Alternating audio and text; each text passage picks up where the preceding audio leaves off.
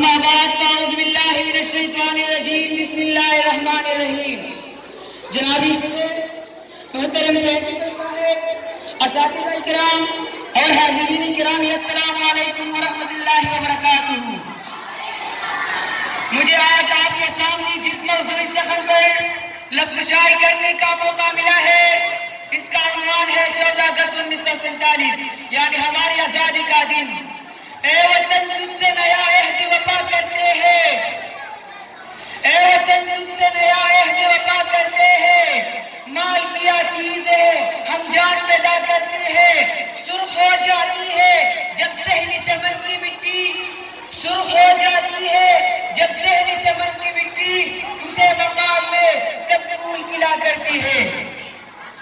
صاحب صدر، تاریخ کے آئینے میں جاننے سے ہمیں معلوم ہوتا ہے کہ اس دنیا کا ایک اصول ہے کہ جب تک آپ کو بڑے قربانی نہیں دیتی، آپ کو عظیم منزل نہیں ملتی. ہر دور میں مختلف قوموں نے اپنی عظیم مقصد کو حاصل کرنے کے لیے اپنی جان و مال کی قربانی دی، تب ان کا مقصد اپنی منزل کو پہنچا. لفظ قربانی کہنے کو آسان ہے مگر کرنے کو مشکل ترین عمل ہے. ہمارا یہ ایمان ہے کہ جس طرح اگر حضرت ابراہیم علیہ السلام اپنے بیٹے حضرت اسماعیل علیہ السلام کی قربانی نہ دیتے تو دین ابراہیمی قیامت تک اس دنیا میں نہ ملتا. جس طرح حضرت عیسیٰ علیہ السلام مشروط نہ ہوتی تو امن رسول کا جذبہ اپنے اوائل میں ہی دم توڑ دیتا. اور جس طرح حضرت امام حسین رضی اللہ تعالیٰ عنہ اپنے بچوں کے ساتھ کربلا کے مقام پر عظیم قربانی نہ دیتے تو نبی پاک صلی اللہ علیہ وآلہ وسلم کا دین محمدی قیامت تک پروان نہ چلتا. بالکل اسی طرح اگر لاکھوں مسلمان مرد اور عورتیں 1947 میں اپنی جان و مال کی پرواہ کے بغیر ایک عظیم قربانی نہ دیتی تو شاید اس مادری ملت کا وجود بھی بس ایک خواب بن کے رہ جاتا. مٹا دی اپنے ہستی کو اگر کچھ مرتبہ چاہے، مٹا دی اپنی ہستی کو اگر کچھ مرتبہ چاہے کہ دادا خاک میں مل کر وہ گلزار بنتا ہے.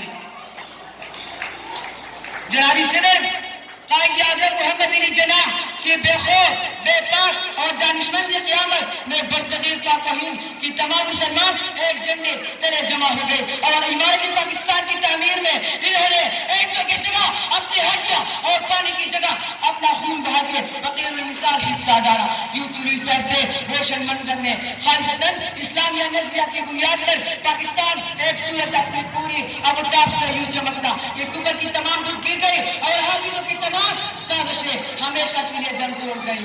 قبروں میں نہیں ہم کو کتابوں میں اتارو، قبروں میں نہیں ہم کو کتابوں میں اتارو، ہم لوگ محبت کی کہانی میں مرے ہیں.